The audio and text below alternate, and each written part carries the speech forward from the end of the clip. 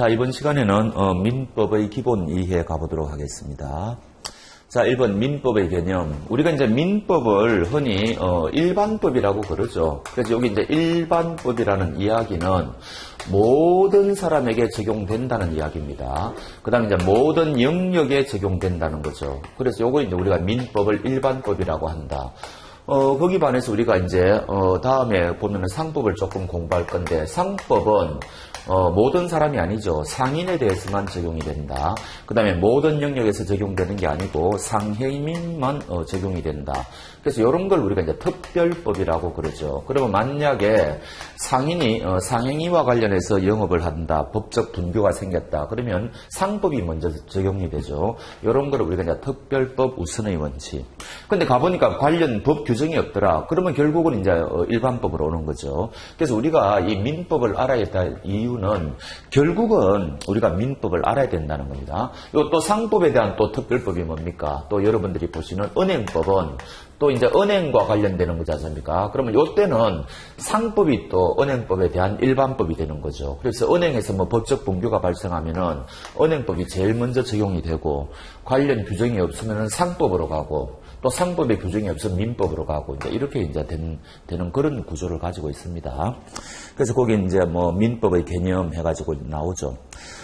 거기 이제 2번에 민법의 기본 원리가 나오는데, 우리가 이제 여기 민법이 구체적으로 물론 옛날부터 이제 로마법이다, 뭐 게르만법이다 해가 그런 영향을 받아왔겠지만, 근대 민법이라고 해가지고 본격적으로 우리가 법적 관계를 규율하는 것은 근대에 이르렀습니다. 권리 의무 관계 해가지고요. 그래서 여기 이제 3대 원칙이 있거든요. 그런데 요거는 학자들마다 요 3대 원칙을 조금 다르게 표현합니다. 근데 우리 책에는 이게 뭐라고 되어 있는 거니까 사유재산권 존중의 원칙, 그 다음에 사적 자치의 원칙, 그 다음에 과실 책임의 원칙, 요렇게 되어 있죠. 그래서 요거하고 요거는 다 이렇게 이야기를 해요. 그런데 요 사적 자체의 원칙은 사실은 요 두 원칙에 대해서 앞서는 원칙이라고 보는 게 일반적입니다. 그리고 요 자리에 보통 이제 계약 자유의 원칙이 많이 들어가는데, 이 책을 쓰신 분은 요 세 가지를 동급으로 보고 있으니까 그렇게 하시면 됩니다. 사유재산이라는 것은 뭔가 하니까 결국 소유권 보장해 주겠다는 이야기죠. 그래서 요건 옛날하고 이제 중세하고 비교해 보면은 중세는 그 소유권이 보장이 안 되었죠. 영주가 다 빼앗아가지 않습니까? 이제 그거하고 비교해 보시면은 이게 얼마나 대단한 건지 알 수가 있는 거죠. 그래서 자본주의 하에서는 사유재산은 절대적으로 보호해주겠다. 그게 지금 2-1번의 제목입니다. 그래서 이제 우리가 뭔가를 소유한다는 말은 이거를 사용할 수 있고 수익할 수 있고, 그러니까 누구한테 빌려줘가지고 임대료 받을 수 있다는 이야기죠. 또 돈이 필요하면 처분할 수 있고, 요거 세 가지 이런 거를 권능이라 그러는데, 그거는 조금 있다가 또 나옵니다. 그래서 거기 나오죠. 민법 211조 그래가지고 이렇게 세 가지를 할 수가 있습니다. 근데 누가 내 물건을 훔쳐갔다, 또 내가 지금 집이 하나 있는데 함부로 들어와가지고 뭐 내 소유권 행사를 방해하고 있다. 그러면 그거를 물리칠 수 있는 또 그런 권리가 있어야 될 거 아닙니까? 이럴 때 우리는 그거를 물권적 청구권이다 그래가지고 소유권에 근거해가지고 나가라 뭐 이런 이야기를 할 수 있죠. 아니면 그 물건 내 물건이니까 돌려달라 이렇게 할 수 있죠. 그게 제일 밑에 214조에 있는 겁니다. 자기 소유권을 방해하거나 염려가 있을 때도 할 수가 있어요. 방해할 염려가 있을 때는 방해를 제거해달라, 예방해달라 이렇게 할 수 있는 권리가 인정된다는 거죠. 사적 자치는 이게 제일 핵심이죠. 내 개인적인 일은 내가 스스로 결정하겠다. 이걸 이제 사적 자치라고 그러죠. 대표적인 게 뭡니까? 우리가 계약을 체결할 때 그게 가장 확실하게 나타나죠. 그래서 둘째 줄에 계약 자유. 그 다음에 이제 혼자 힘으로는 할 수 있는 게 한계가 있으니까 단체를 결성한다. 이게 바로 법인이겠죠. 뭐 그런 자유. 그 다음에 이제 죽을 때는 그래도 뭔가 조금 재산은 있을 수가 대개는 뭐 99% 재산이 있겠죠. 그 재산을 어떻게 할 거냐. 뭐 그거는 또 자기가 마음대로 또 처분할 수 있죠. 그게 이제 유언의 자유. 그 다음에 이제 권리가 있다 하더라도 행사하고 안 하고는 또 그 사람 마음대로이지 않습니까? 그래서 이런 예를 들어 놓았습니다. 혹시 시험에 다음 중 사적 자체의 원칙과 관계가 없는 것은 이렇게 나오면은 뭐 이런 거는 꼭 외우신다기보다는 여러분들이 그냥 감각적으로 풀이하시면 됩니다. 그다음에 이제 과실 책임의 원칙은 내가 고의로 다른 사람 물건을 부셔버렸다. 손해배상 해줘야 되죠. 말할 것도 없습니다. 근데 실수로 부러뜨렸다 해도 마찬가지라는 거죠. 그래서 고의나 과실에 근거해가지고 내가 어떤 사람한테 재산 상황에 손해를 끼쳤다면은 당연히 물어줘야 됩니다. 근데 요거하고 이제 대비되는 개념이 뭡니까? 요게 이제 불가항력이죠. 뭔가 지금 상대방 재산이 침해당했는데 태풍이 불어와가지고 간판이 날려가지고 뭐 부셔졌다. 이럴 경우에 물론 간판 임자는 그때도 법적 책임을 지는 경우가 많습니다만 그게 100% 불가항력이라고 칩시다. 뭐 100년 만에 한 번 올까 말까 태풍이 불었다. 이럴 경우에는 간판 임자가 아무리 그거를 단속을 했다 하더라도 뭔가 좀 뭡니까? 어쩔 수 없는 경우도 있을 거 아닙니까? 여하튼 그럴 경우에는 불가항력일 경우에는 책임이 없다는 거죠. 그래서 요 경우에 책임을 지는 것을 우리는 과실 책임의 원칙이라 그럽니다. 그리고 우리가 손해배상을 해줄 때는 둘 중 하나입니다. 보통 계약을 위반했을 때 손해배상 해주는 거죠. 요거를 우리가 이제 채무불이행 책임이라 그러고 또 이제 상대방한테 위법행위를 했을 때 우리가 불법행위라 그러고 이럴 경우에도 손해배상을 해주어야 되는데 요 계약 위반이나 불법행위나 두 가지 공통되는 요건이 뭔가 하니까 고의나 과실이 있어야 된다는 거죠. 그래야지 손해배상 해주는 거지. 불가항력에 의해서 이런 일이 발생했을 때는 손해배상 해줄 필요가 없다. 그래서 요거를 우리가 과실 책임의 원칙.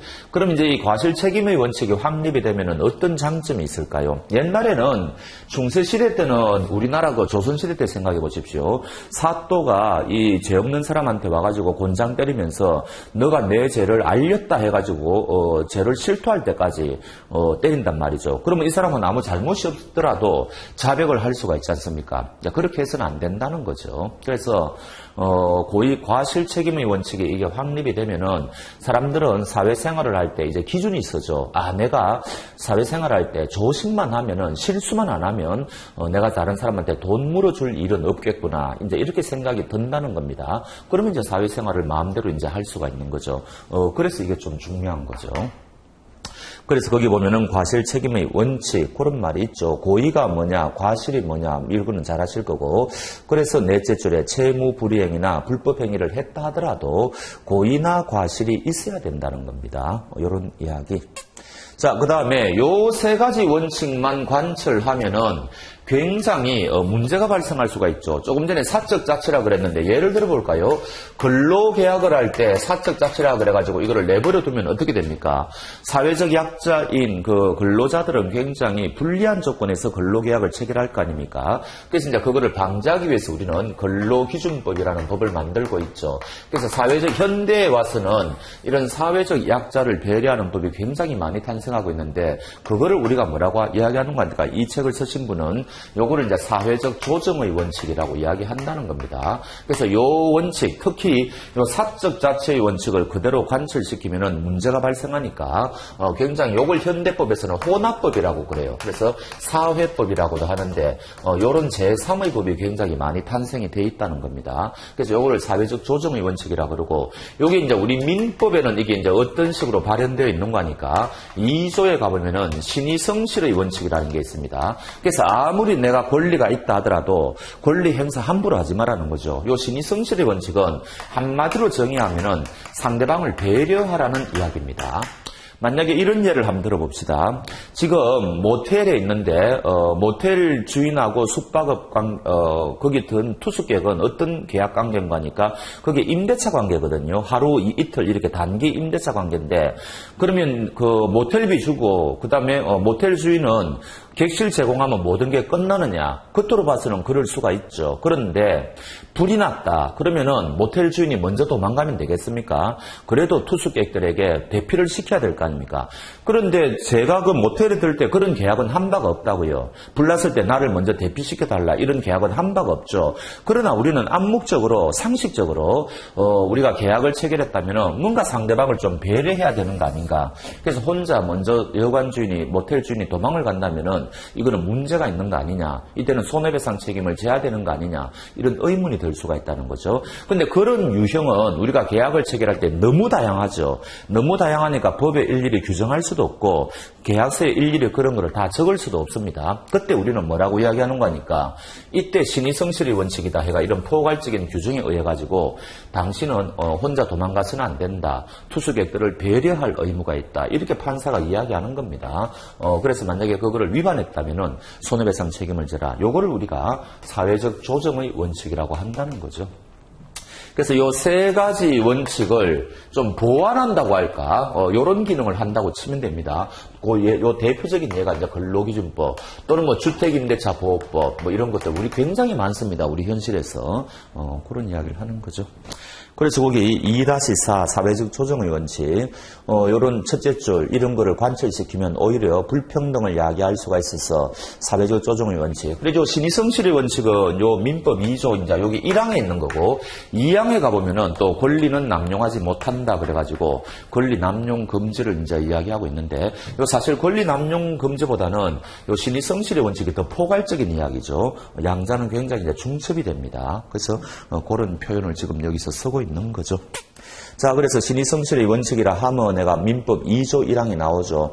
요거는 신의성실의 원칙의 정의를 판례가 이야기한 겁니다. 2조 1항에는 이렇게 안 돼 있어요. 그냥 권리를 행사하고 의무를 이행할 때는 신의에 쫓아 성실해야 된다. 그 한 줄밖에 없어요. 그럼 우리가 도대체 신의성실의 원칙이 뭐냐 이렇게 궁금할 수가 있지 않습니까? 그거를 우리 판례가 뭐라고 풀이했는 거니까 이렇게 풀이했다는 겁니다. 근데 그 판례의 핵심을 한마디로 요약하면은 상대방 배려하라는 이야기입니다. 이제 당사자가 계약 관계에 있는 사람은 서로 간에 이제 모르는 관계가 아니죠. 그럼 이 계약이 끝날 때까지 상대방을 좀 배려해 주어라. 요거를 우리가 신의성실의 원칙이다. 이렇게 생각하시면 됩니다. 자, 그 다음에 쭉쭉 넘어가시고요. 그러면 이제 이 사람이 제대로 배려했느냐 안 했느냐 그거는 워낙 우리가 사회생활을 하다 보면 다양한 법률 관계가 발생할 수 있으니까 케이스 바이 케이스로 모든 상황을 종합적으로 고려해가지고 신의성실의 의무를 했는지 안 했는지 그런 걸 우리가 이제 알 수가 있죠. 자, 그 다음에 그 밑에 각 줄을 보면은 우리가 이제 사적 자체의 원칙의 중요한 내용 중에 하나가 계약의 자유라고 그랬지 않습니까? 그럼 이 계약의 자유도 따지고 보면은 또 그 안에 여러 가지가 있어요. 물건을 내가 100원에 팔 건지 200원에 팔 건지 그건 내 마음대로 결정할 수 있죠. 그럼 이제 계약 내용 결정의 자유가 있고 누구한테 팔 거냐 상대방 선택의 자유가 있고 이런 여러 가지 자유가 또 그 안에는 있다는 겁니다. 그게 이제 각 주에 있죠. 계약 체결하고 안 하고 내 마음이다. 그 다음에 상대방 선택, 그 다음에 어떤 내용 요런 이야기 세 가지를 지금 해놓고 있죠. 그거 정답 그냥 가볍게 보십시오. 근데 이거 만약에 요거를 관철하면 문제가 생길 수 있다 그랬지 않습니까? 사회적 조정. 아니 우리가 택시를 탈 때 그러면은 왜 그러면 택시 기사는 합성을 못 합니까? 또 뭡니까? 승객을 골라 태우기를 못 합니까? 여기 보면은 상대방 선택의 자유가 있다 그랬잖아요. 이게 바로 이거죠. 사회적 조정이죠. 그래서 사회적 조정을 위해서 특히 공익과 관련되는 이야기는 내용은 굉장히 못하도록 막아놓는 게 많습니다. 그런 거죠. 자, 그 다음에 오른쪽에 민법의 기본 구조. 우리가 이제 법이라는 것은 전부 권리 의무 관계입니다. 권리 의무.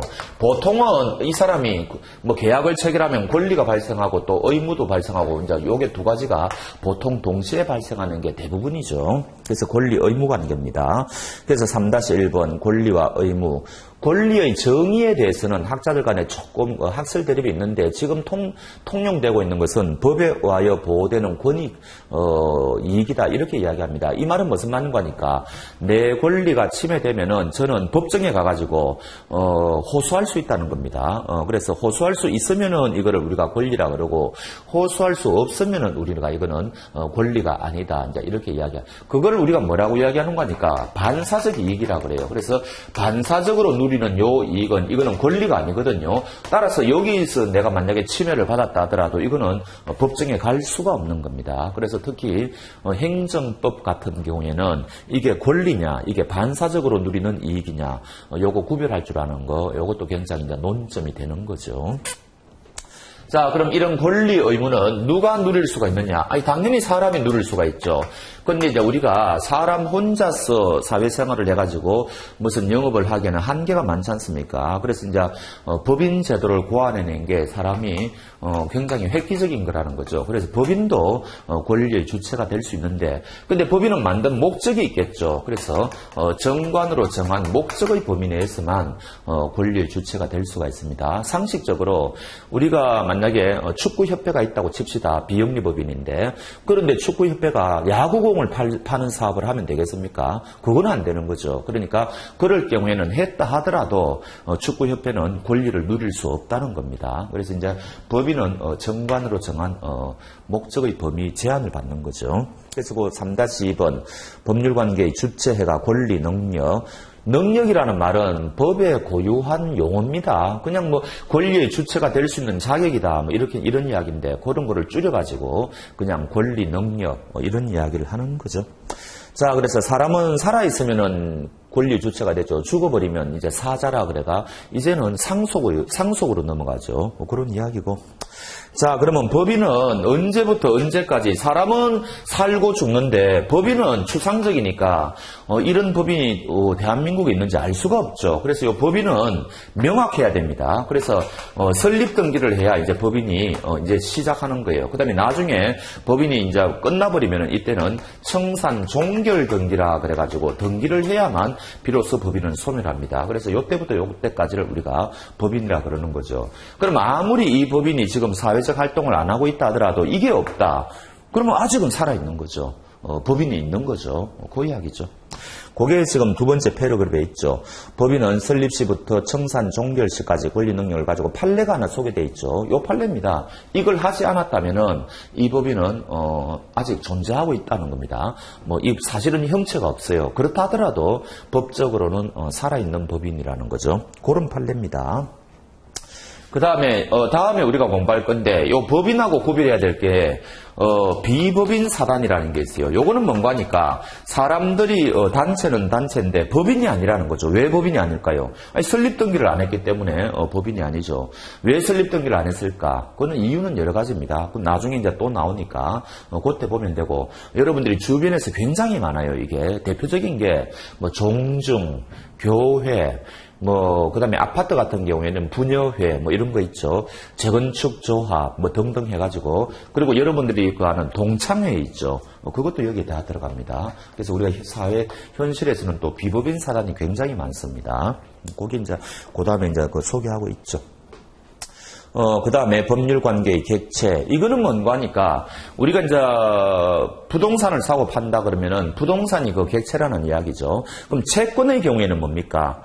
좀 있으면 나오는데, 물권이라는 것은 요 물건에 대해서 어떤 권리를 가지고 있느냐 이런 이야기거든요. 그럼 이제 이 물건이 객체가 되는 거죠. 근데 채권은 뭔가 하니까 어디까지나 상대방한테 뭔가를 청구하는 거죠. 그럼 무엇을 청구합니까? 돈 달라, 물건 넘겨달라 이런 거를 청구하는 거죠. 그래서 이 상대방의 행위가 이제 객체가 된다는 이야기입니다.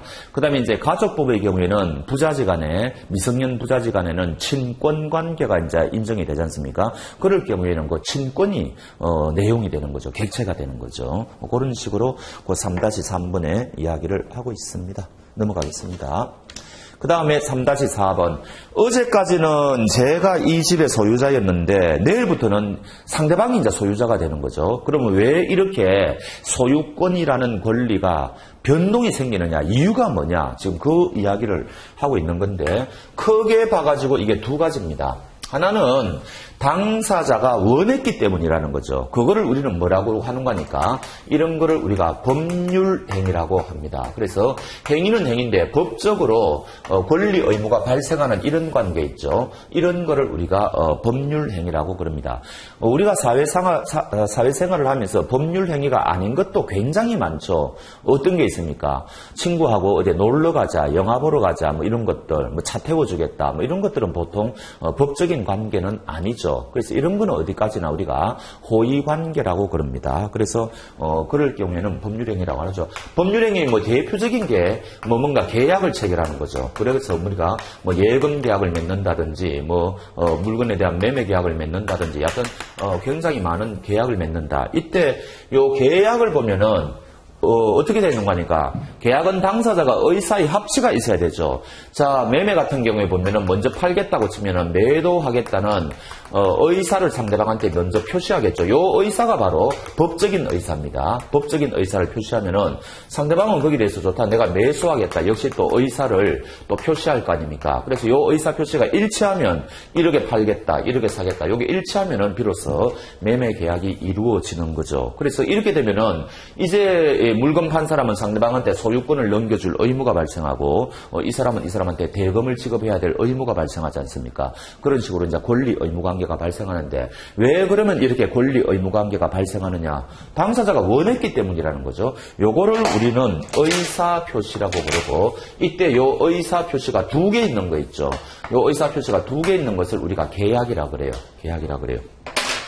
근데 우리가 의사표시는 두 개만 있는 게 아니죠. 자, 이거 1월 1일 날 매매 계약을 체결했는데 내가 너무나 심각한 착각을 했다. 이럴 경우에는 요건이 구비되면은 이거 취소할 수 있거든요. 그럼 3월 1일 날 이 사람이 취소권을 행사한다고 칩시다. 그러면 이 계약은 무효가 되어버리는 거죠. 역시 법률 관계가 이제 권리 의무 관계가 없어지는 거 아닙니까? 그럼 이때는 취소권이라는 걸 행사하면 역시 이 사람이 의사표시를 한 건데 이거는 이 사람이 일방적으로 하는 거죠. 상대방의 합의가 필요 없죠. 그래서 이거는 어디까지나 일방적으로 이 사람이 의사표시를 하는 거니까 이건 의사표시가 한계죠.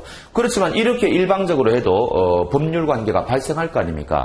옛날에 생겼던 권리 의무 관계가 이제 없어지는 그런 법률관계가 일어나는 거죠. 그래서 이거는 또 왜 그러면 옛날에 법률관계가 없어지느냐? 역시 이 사람이 원했기 때문이죠. 그래서 요거 두 가지 요런 걸 우리가 단독행위라 그래요. 일방적으로 하기 때문에. 그래서 왜 그러면은 계약을 체결하면은 권리 의무 관계가 발생하고 또 단독 행위를 하면은 또 기존의 법률 관계가 또 없어진다든지 다른 또 법률 관계가 형성되느냐. 요 두 가지는 당사자가 원했기 때문이라는 겁니다. 이때 원했던 그 핵심이 뭐냐? 의사표시라는 거죠. 그런데 계약은 의사표시가 두 개고 단독 행위는 의사표시가 한 개죠. 그래서 요거 양자를 합치는 상위 개념을 독일 학자들이 만들면 굉장히 이제 학문을 연구하는 데 도움이 되지 않겠느냐. 이런 생각을 한 겁니다. 그게 바로 뭐냐? 그게 바로 법률 행위라는 거죠. 그래서 앞으로 여러분들이 법률 행위라는 말이 나오면은 두 가지를 아셔야 돼요. 하나는 이 속에는 반드시 의사표시라는 게 있다. 두 개든 한 개든 의사표시가 있어야 된다. 그게 하나의 첫 번째 논점이고 두 번째 논점은 뭐냐? 당사자가 원했기 때문에 뭡니까? 법률 관계가 변동이 되는 거다. 그런 것들을 꼭 기억하셔야 됩니다. 그게 지금 3-4에 법률행위라는 게 나오죠. 법률관계 변동의 원인 해가지고 지금 나오고 있는 겁니다. 자, 법률행위가 뭐냐? 예를 들면 계약이 나오죠. 권리 의무가 발생한다. 이거는 발생하는 거죠. 그 다음에 이 단독행위를 하면 법률관계가 소멸되는 거죠. 또 법률관계가 변동이 되는 거는 뭐가 있겠습니까? 이거는 이제 채권을 양도한다. 다른 사람한테 넘겨버리면은 이게 또 이제 뭐 변경이 되는 거죠. 채권자가 바뀌지 않습니까? 이런 식으로 이야기를 하는 거죠. 그래서 법률관계의 변동, 발생, 변경, 소멸을 목적으로 하는 행위다. 그 주된 요소는 의사표시다. 근데 이제 이런 의사표시를 또 우리가 어려운 말로 뭐라고 이야기하는 거니까 이런 거를 법률사실이라 그래요. 법률사실. 요것도 법률사실이죠.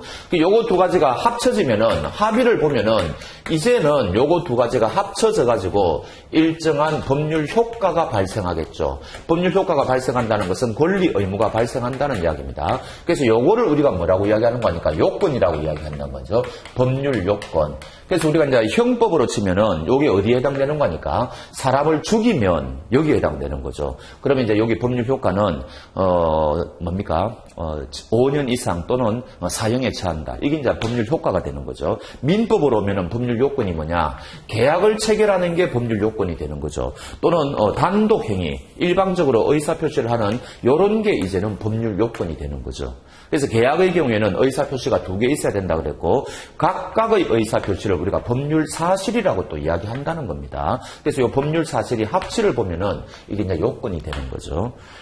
이게 여러분들이 처음에 공부하실 때는 조금 복잡할 것처럼 보이는데 이게 방법이 없습니다. 왜냐하면은 우리나라가 이제 그 일본을 경유해가 독일법을 이어받았기 때문에 독일법이 굉장히 정밀하고 관념적이고 그런 개념적이지 않습니까? 그래서 이제 뭐 법률 사실이니 법률 요건이니 무슨 법률 효과니 그 다음에 무슨 법률 행위니 이런 것들을 전부 독일에서 만들어낸 말이기 때문에 우리가 그거를 그대로 수입해가지고 그 개념을 받아들이는 겁니다. 그러니까 그거를 우리가 이해해야 됩니다. 안 그러면 민법이 진척이 안 됩니다. 그래서 좀 초반에 공부할 때는 좀 어렵더라도 이런 거를 이해하셔야 돼요.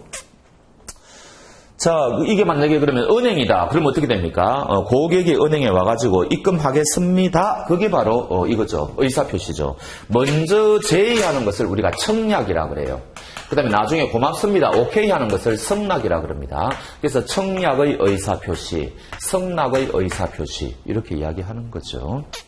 그래서 그 예를 들면 해가 둘째 줄에 나와 있죠. 그러면 이제 예금 계약이 이루어지면은 이제 어떻게 됩니까? 나중에 이 사람은 돈을 찾아갈 권리가 발생하고 은행은 돈을 지급할 의무가 발생하겠죠. 이제 그런 식으로 되는 겁니다. 자, 두 번째 패러그래프. 이와 같이 의사표시는 일정한 법률 효과의 발생을 원하는 내심의 의사를 외부에 표시하는 것으로 법률 행위의 필요 요소이다. 무슨 말인지 아시겠습니까? 법률 행위라는 게 일어나기 위해서는 의사표시가 반드시 있어야 된다. 이런 이야기죠.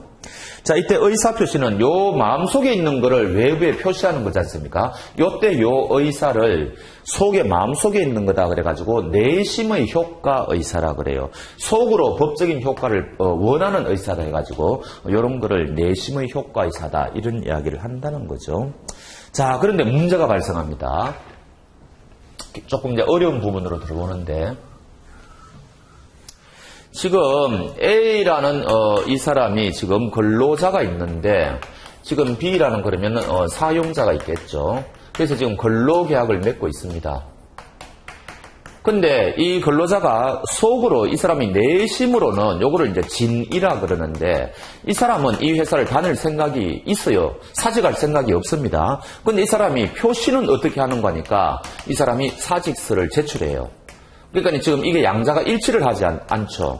원래 이 사람이 여기서는 우리가 속에 있는 마음의 의사를 표시해야 되기 때문에 요 양자가 일치하는 것을 지금 전제로 하고 있지 않습니까? 근데 이거는 전제를 일치하지 않죠. 그래서 이렇게 일치하지 않을 때는 어떻게 할 거냐 이런 이야기입니다. 자, 이럴 때는 이 사람이 진정한 의도를 우리가 핵심으로 봐야 되느냐, 이 사람이 표시한 행위를 핵심으로 봐야 되느냐. 아니 당연히 상대방은 이 사람의 속마음을 이 사람이 원칙적으로 짐작할 수가 없죠. 그러니까 이때는 요거를 기준으로 해야 됩니다. 요게 이 사람의 의사표시가 되는 거예요. 요게. 그럼 이 사람이 사직서를 제출하죠. 그럼 사장이 이때 요게 일종의 청약이 되는 겁니다. 그럼 사장이 거기 그러냐 오케이 해버리면 어떻게 됩니까? 이 근로계약은 없어지는 거죠. 사직서 제출했으니까 근로계약은 합의하에 해지가 되는 거죠.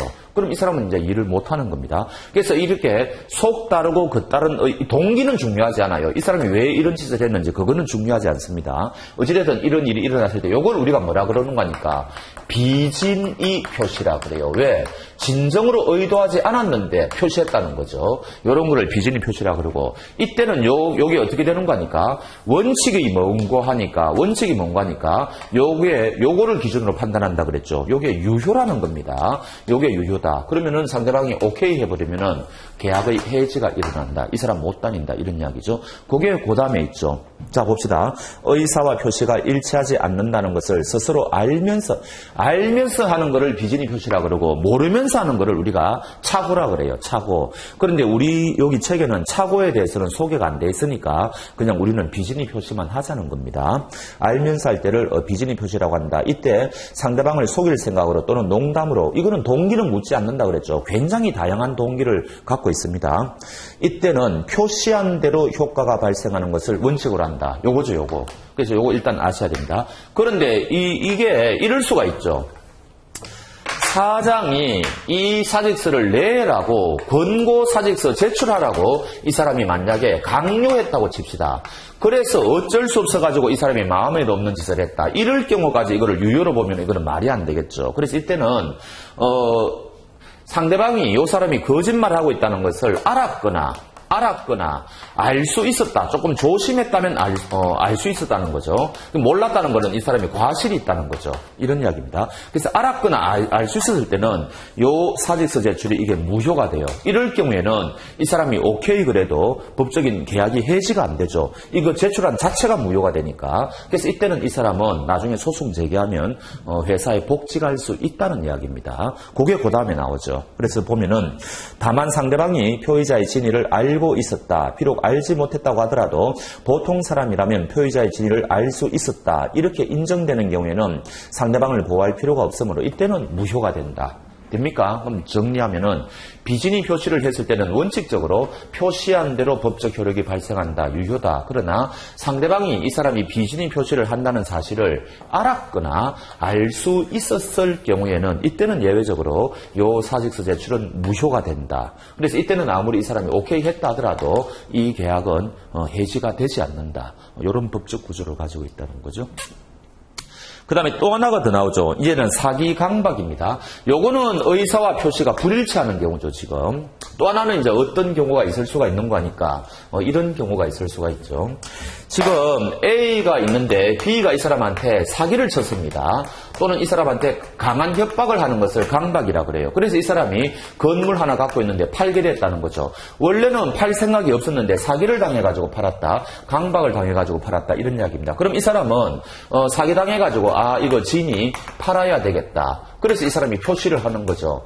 팔겠다. 표시를 하는 거죠. 이때는 양자가 일치를 하죠. 요거하고 차이점입니다. 요거는 양자가 불일치한다 그랬잖아요. 요거는 팔아야 되겠구나. 그래서 이 사람은 파는 겁니다. 그래서 이때는 의사와 표시는 일치하는데 이 사람은 이 사람 때문에 거짓된 진위를 지금 형성했지 않습니까? 그래서 이런 걸 우리가 하자 있는 의사 표시라 그래요. 하자 있는 의사 표시. 의사 표시가 정상적인 게 아니라는 거죠. 하자가 있다는 겁니다. 그래서 이럴 경우에도 요 A라는 사람은 사기당한 사람은 취소할 수가 있어요.